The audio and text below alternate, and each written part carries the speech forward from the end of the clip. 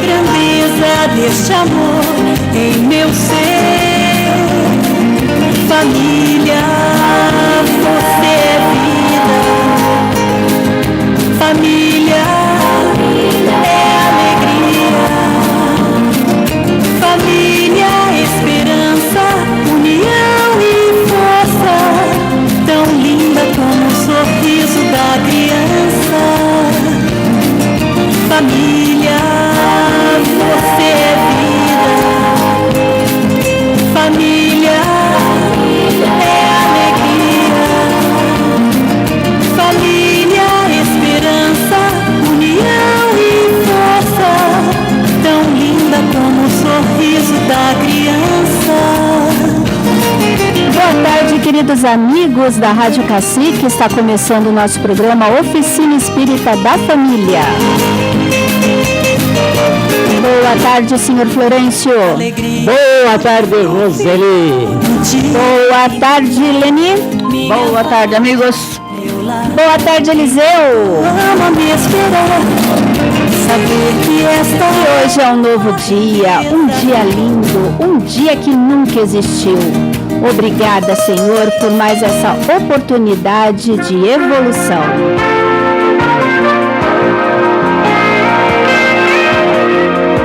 É bom evitar. A ociosidade compromete a existência. A cólera antecipa a desencarnação. A maledicência atrai as trevas. A irresponsabilidade complica o destino. A maldade atrai o sofrimento. É de bom alvitre evitar tudo que possa atrasar a sua evolução. Antes de assumir esta ou aquela postura, observe qual benefício lhe trará. Se estando diante de situação problemática qualquer, você fica irritado, além de não ajudar, a irritação impede que assimile a intuição benfazeja. Você fica revoltado, além de não ajudar, a revolta quebra a resistência de sua fé. Você fica desesperado, além de não ajudar, o desespero é um péssimo exemplo para os que o cercam. Você fica triste, além de não ajudar, corre o risco da depressão. O que não ajuda, atrapalha, por isso evite-o. Seja sábio e não complique mais o que já está complicado. Em geral, problemas de pequeno porte se transformam em grandes transtornos porque ainda não se sabe evitar certas reações que só agravam tudo. É uma verdade, né, que as coisas são pequenas, os problemas são pequenos, mas a gente acaba transformando aquela frase, né, faz uma tempestade num copo d'água, com as nossas reações. Colocamos uma lente de aumento numa formiguinha e ela vira um elefante. Verdade. Então a gente tem que manter a calma nas situações difíceis, não se desesperar, tentar, né, ter um pouco de serenidade nessa hora. É difícil, mas não ajuda nada quando a gente se desespera. É verdade, a gente tem que ter calma, ter fé,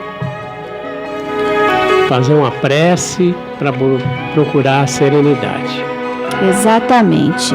Bom, o nosso programa de hoje, nós vamos para o nosso Evangelho no Lar e temos também no segundo bloco a participação da Leni, né, da Margarete, que está chegando por aí para o estudo do nosso Livro dos Espíritos. Nós estamos já quase no finalzinho do livro, né, Leni? Sim, já há muitos anos fazendo, né? Mais de 10 anos.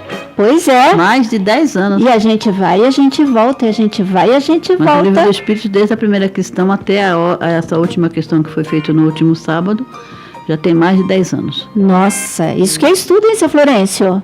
Tá vendo? É um estudo conta-gota, mas já indo. É um estudo profundo e é muito interessante mesmo o nosso estudo aqui do Livro dos Espíritos.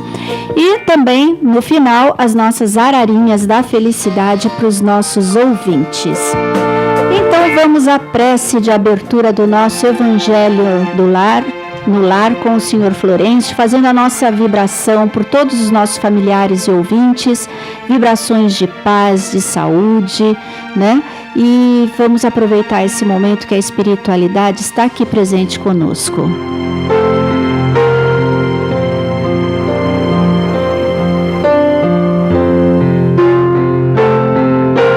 Amigos ouvintes, vamos unir os nossos pensamentos, vamos orar. Senhor Jesus, traze até nós a tua bênção de paz e de harmonia. Permite, Senhor, que uma vez mais os bons espíritos venham nos assistir, que eles encontrem acesso em nossos corações. E assim, Jesus, com a tua presença, vamos vibrar por aqueles que se encontram em solidão, aqueles que se encontram, Senhor, nos abrigos de idosos, muitos deles sem visitas de parentes ou amigos, aqueles que se encontram, Senhor, nos abrigos de crianças, muitas delas órfãos de pais vivos, aqueles que se encontram, Senhor, nos leitos solitários dos hospitais, nos cárceres de provação, nas calçadas do esquecimento, que o teu amor possa alcançar a todos. E assim, Jesus, em teu nome, damos por aberto mais um Evangelho no Lar.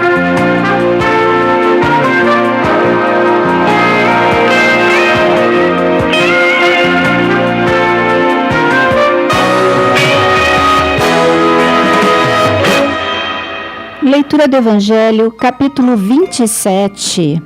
Pedir e receber. Vamos para o item 21. Resumo da lei de Deus.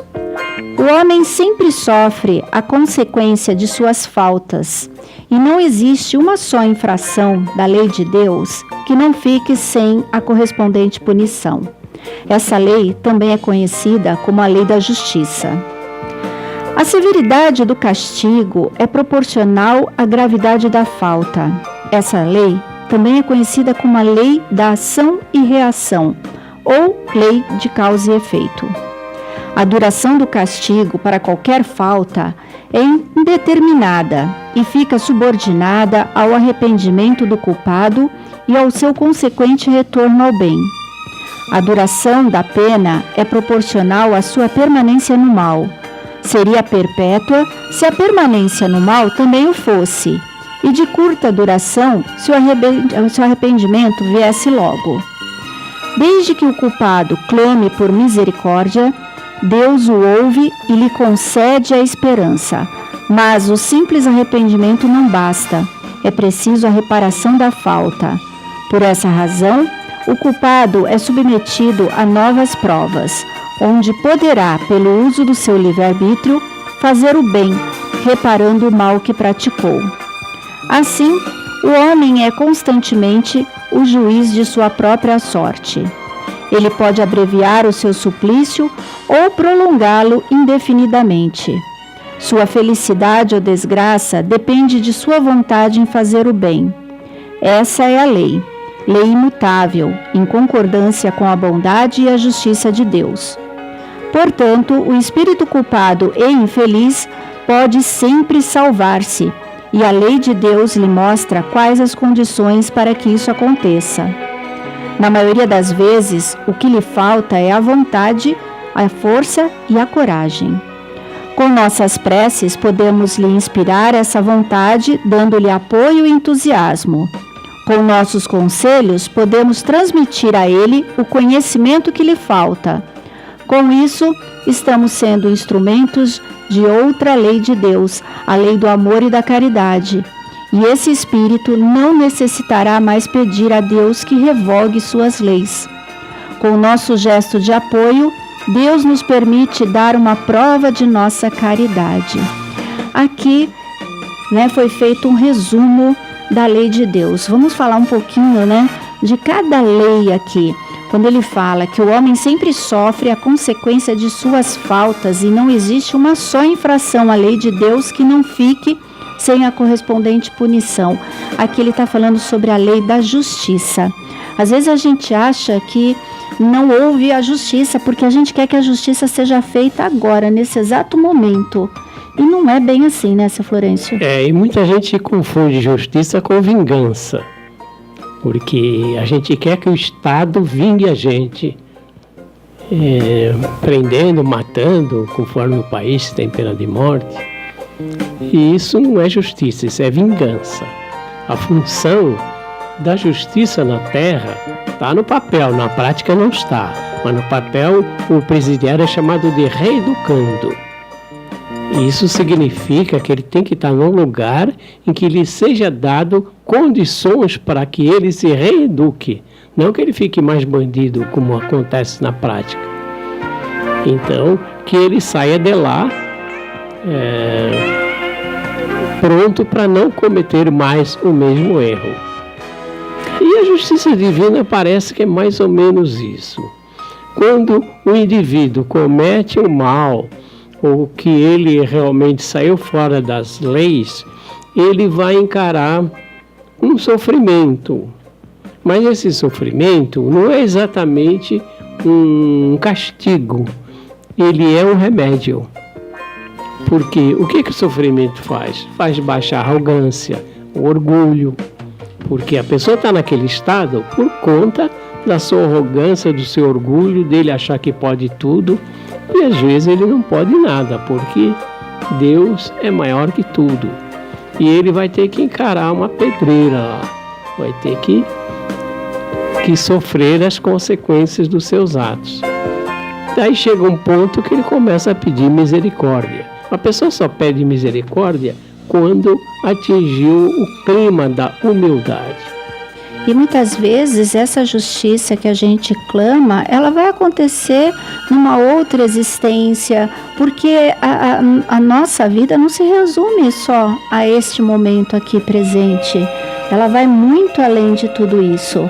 Então nós temos que aguardar, porque a justiça será feita na hora que for mais conveniente para as duas partes, porque muitas vezes nós não estamos preparados para a justiça divina. Então, essa justiça ela vem na hora certa. Não existe erro na justiça de Deus. Até porque essa justiça ela vai sempre procurar encaminhar a criatura para que ela se reconcilie com seus adversários.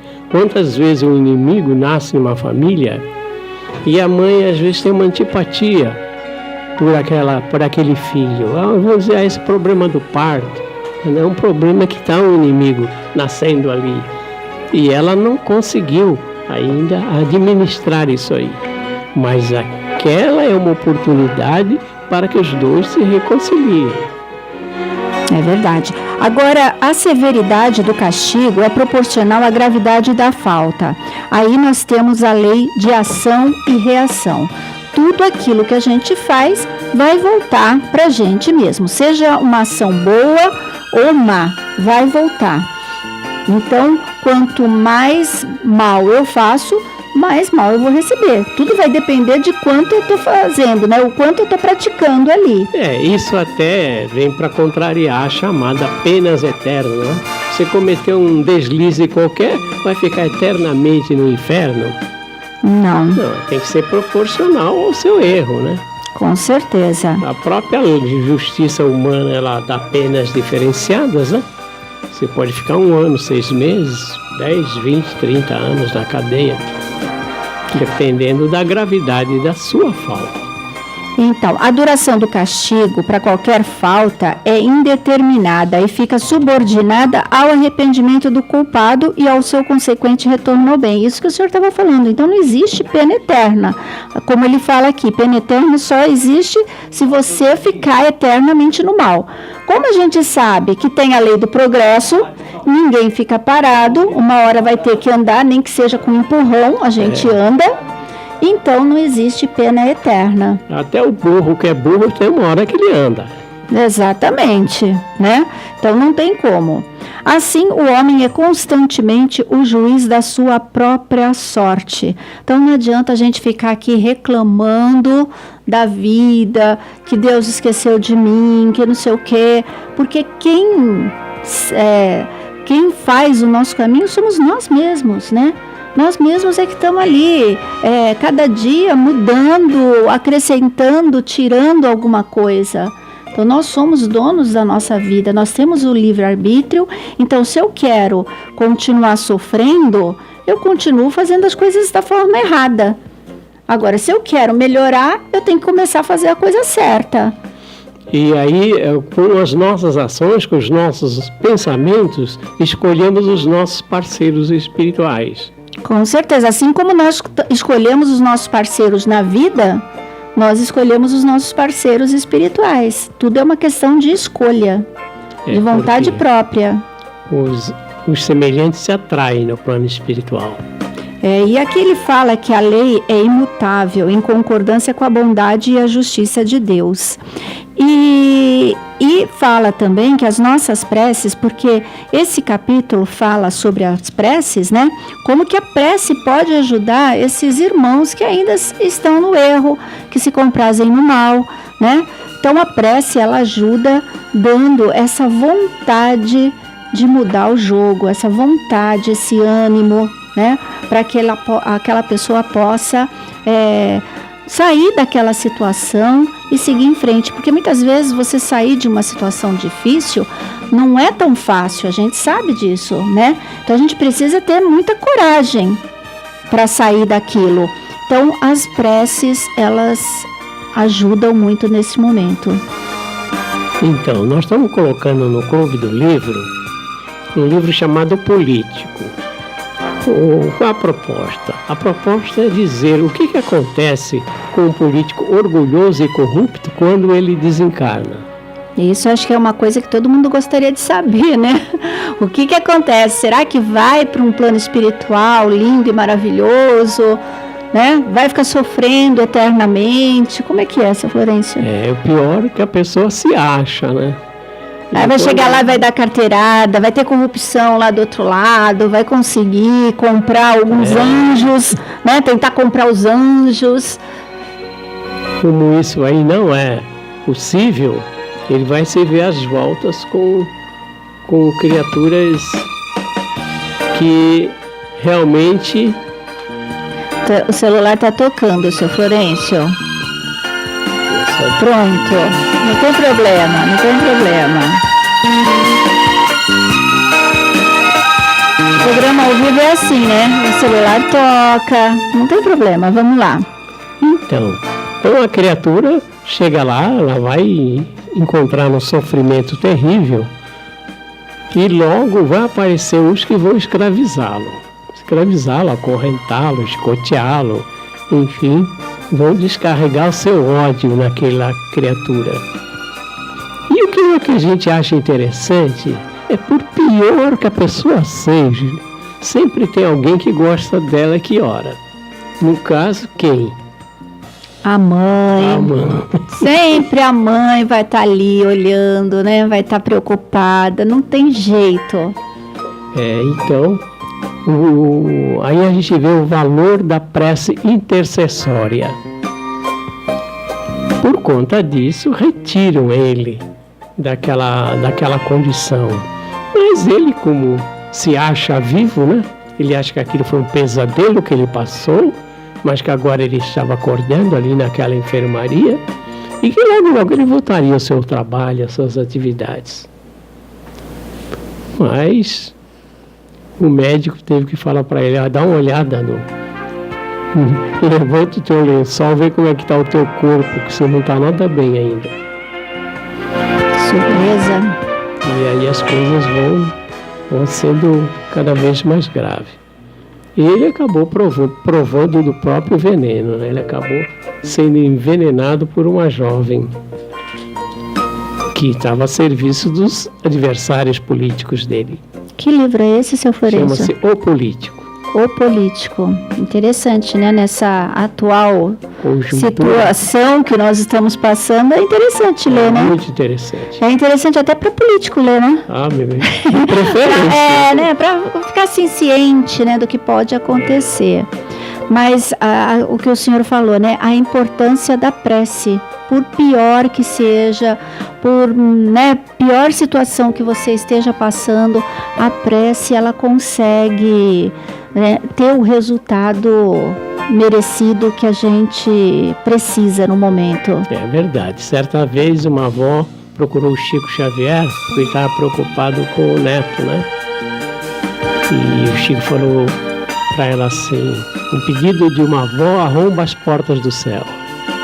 Vó é mãe 2 vezes, então imagina. Se mãe consegue arrombar, vó então, né? Estraçalha a porta do céu. Entra e vai direto falar com o dono. É verdade. Bom, nós ficamos por aqui com o nosso evangelho.